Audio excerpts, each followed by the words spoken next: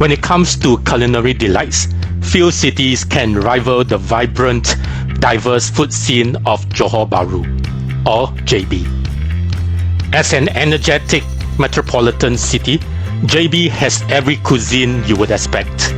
Western restaurants, Japanese spots, and Korean grills.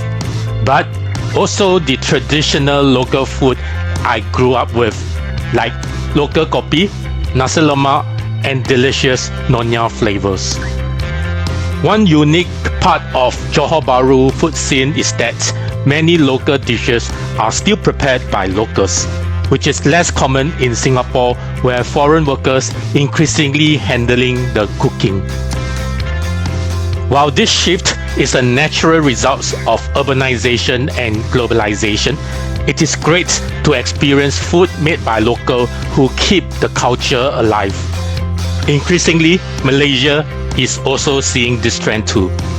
While we can't turn back the wheel of urbanization, I am still going to enjoy Johor Bahru for what it can offer now.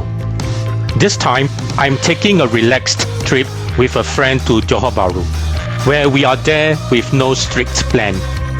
I also met up with other Singaporean friends, some of whom I rarely see back home. And there are other times I explore solo.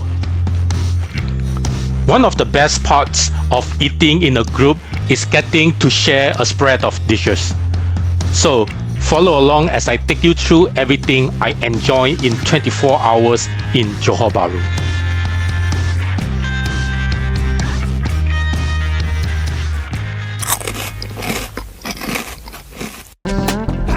Taman Sentosa is an old district within Johor Bahru city and established its name as the entertainment center in the good old days. While most parts of this town has been cleansed over the years, the good old food reputation of Taman Sentosa still persists. We met up with my friends' friends for an early dim sum breakfast. Restaurant Kak Kak is a local dim sum restaurant. It's a long-time favorite among locals. So, be prepared for a crowd. Arrive early to get a seat. This simple, unassuming shop may look modest, but don't let appearances fool you. There is a lot to discover here. The food selection is vast, with freshly made dim sum that is both delicious and budget-friendly. Food ordering is a breeze. Instead of waiting for the staff to roll trays of dim sum around the table, my friend just go to the food cupboard to look for the food and bring those plates to the dining table. The dim sum is a hearty one, with lots of chunky, meaty bites, and the flavor are subtly savory and sweet, leaning a little bit more on the sweeter side compared to other places. Food pricing is based on the plate color, starting as low as 2.5 ringgit and going up to 11 ringgit. It is incredibly affordable, about 50% less than what you would pay in Singapore. We lost track of the plates that we enjoy, but with 4 of us fully satisfied, our total bill including drinks come to just 120 ringgit, or about 30 ringgit per person. Overall, Kak Kak Dim Sum deliver a satisfying breakfast experience, blending great flavors with unbeatable value.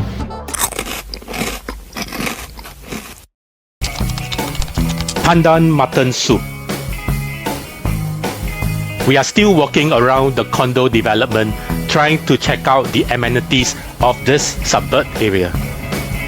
While the area around Pandan district is largely undeveloped, we probably are quite optimistic about its potential in future.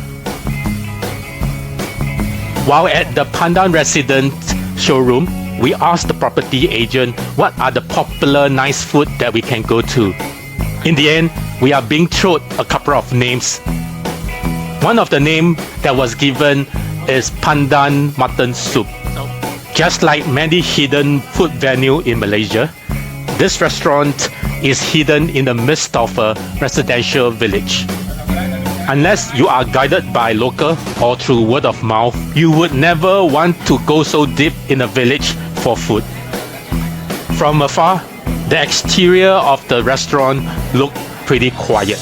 At first thought, we wonder if we are at the right place, given that we just rely on the signage outside of the village to lead us here. But wow, I do not expect to see so many people inside the restaurant. So we must be at the right place. I ordered as much food that I can order, including the roasted lamb that is only available during weekends and public holiday. And chicken rice in a mutton restaurant? The chicken is served before mutton. Just looking at the yellowish skin, such color skin differentiates itself as kampong chicken as compared to the rest of the chicken that we are used to eating. And geez, I'm so pleasantly surprised on how tender the chicken is. Then serve the dark sauced noodle. Oh my, that is so delicious, so Malaysian style noodle. We both like the noodle so much that we ordered another bowl to share. After that comes the main dish, the mutton soup. The soup has got this very medicated taste, just like the Malaysian style bak kut teh, except that it is in the form of a mutton. Personally, I'm not an expert in mutton and not a great fan of this meat, but I can vouch that it doesn't have the smell that one would associate with mutton, that typical mutton smell. And the kopi is also ooh la la, very potent and very traditional taste. It is such a great meal and costs only 123 ringgit between the two of us. This is such great value with so much food that I believe it would cost 30% more expensive if we have similar items at any Johor Bahru shopping mall. The food here in Pandan Mutton is great, but what is more memorable is the great service this restaurant provides to its customer. The tropical rain caught up with us after we finished our food, and while waiting for our next grab, we saw the concierge of Pandan Mutton sheltering and ferrying customer with his big umbrella to his car. That is bringing customer service to its next level. Please subscribe and like this video, and until the next episode, happy traveling. Shik Korean Family Restaurant. While my friend was running an errand in Johor Bahru, I realized another group of friends are also in Johor Bahru thanks to social media. So we decided to meet up for dinner.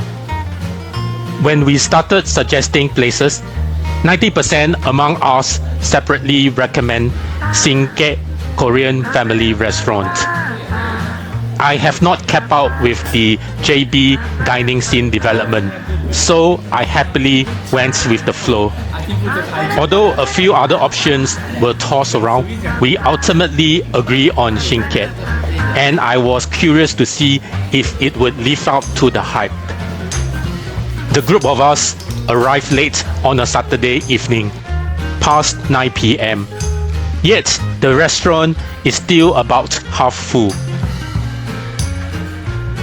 As we get settling in the restaurant, we begin with a variety of side dishes. Shik served out up to 10 different ones, including unique options like mashed potatoes, minced pig radish, mushrooms, and even tapioca alongside with the classic kimchi. The variety is impressive, and these side dishes were delicious. So much so that I find myself going back for second and third round before the barbecue even started. We ordered a selection of marinated meats for our barbecue, and I am pleasantly surprised by the staff assistant with grilling the meat. That's a big plus since I often struggle with timing the cook just right. The meat is tender, juicy, and perfectly cooked. We also try Korean ginseng chicken, which is full of flavor and truly memorable.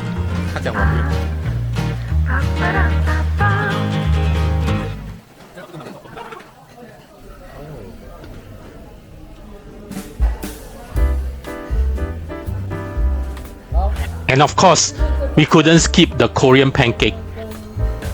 Choosing between the seafood and kimchi version was tough, but we go with the seafood flavor.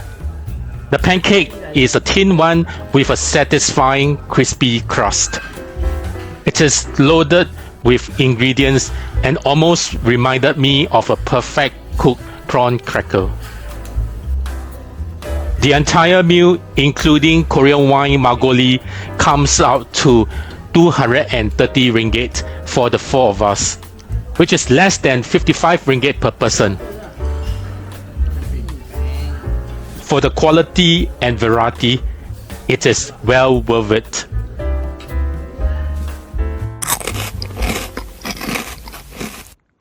Otak Shiduoli. Hello, good morning at Johor Bahru. It is a Saturday morning and I'm feeling a little bit groggy. I turned down my friend's invitation for a hotel buffet breakfast, wanting something unique in Taman Sentosa. The dim sum we had yesterday didn't appeal to me again, and with many food options around, I raised my expectation for something truly special.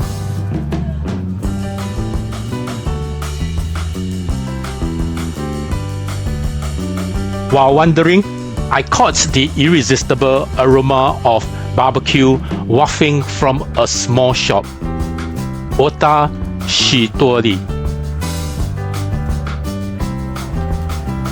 If you know the smell of grilling otak, you will understand the instant craving it creates.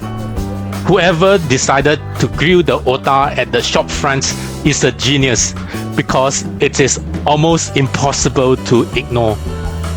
The kopitiam itself is simple, with bare walls and plastic chairs. Honestly, I wasn't sure at first, but with the steady flow of customer, that kind of reassured me that I am going to the right place. 给我拿西罗马，有几个？一包。这是什么来的？这个什么？全部都是拿西罗马。OK， 好，一个，还有otak 3片。OK，我到几个？多少钱啊？到几个？来，这边来几个？这一次哦，好。来，有什么吗？没了。Many stop by this restaurant to pack otak to go by the tens and dozens. And I noticed they also offered nasi lemak neatly shaped into little pyramid like Ali nasi lemak back in Penang. Despite the crowd, I quickly got my food. 3 sticks of otak and a nasi lemak for just 9 ringgit. I love the natural touch. Nasi lemak served on leaves and otak wrapped in atap leaves with wooden toothpick instead of metal stapler. Such arrangement is old school, a bit fussy to unwrap, but totally worth it. The otak is tender, juicy, and not overwhelming spicy, just right for me. Combined with the smoky aroma from the grilling atap leaf, it is a nostalgic and delicious experience. Some even say that Shiduoli otak even rival the famous one from Muar, Malaysia otak capital. The food shop is truly satisfying, blending flavor, texture, and an atmosphere you won't find in just any cafe. If you are in Taman Sentosa, this is the perfect breakfast experience not to be missed. I'm tired and thirsty after walking around Johor Bahru, Little India and Chinatown. It has been a long day exploring the quirky cafe, the restored houses, and even the upscale traditional coffee shops of this vibrant old town. I've come across so many wonderful spots, from modern cafe with western vibes to traditional coffee shop that have been restored to perfection. Some of this coffee shop completes with flashy menus and higher prices to match the growing popularity. But what would truly wrap up this experience and this video is finding a classic kopitiam, one that remains untouched by time, still in its original state. I scouted the entire Chinatown and Little India area, hoping to find something that fits what I wanted. After some searching, I found it. It is right across the street from the famous Hyapju bakery, which is Kin Hua Coffee Shop. If you are after the traditional kopitiam experience, which is simple yet satisfying food like eggs, toast, and kopi, Kin Hua is where you need to be. More importantly, what sets Kin Hua apart is that it still retains its original decoration. It's dark, messy, and stuffy with the heat of the day. But such rawness and rustic vibe is exactly what drew me in. To those who seek comfort and classiness, Kin Hua might not be the place. But to me, this is what authenticity looks like. It has a charm that is becoming harder to find these days. I ordered a kopi and a kaya toast, which cost me 9 ringgit. Simple, affordable, and delicious. I decided to sit outside and do a little people watching. The clientele here are mostly older patrons, probably locals who have been coming here for years. It is like stepping back in time into a corner of Johor Bahru that hasn't been touched by modernization. And that concludes this video on Johor Bahru Old Town, which encompasses both Chinatown and Little India. If you enjoyed this video so far, please take a moment to like, share, and subscribe to stay updated on future content. I certainly look forward to hearing from you soon. Thank you for watching.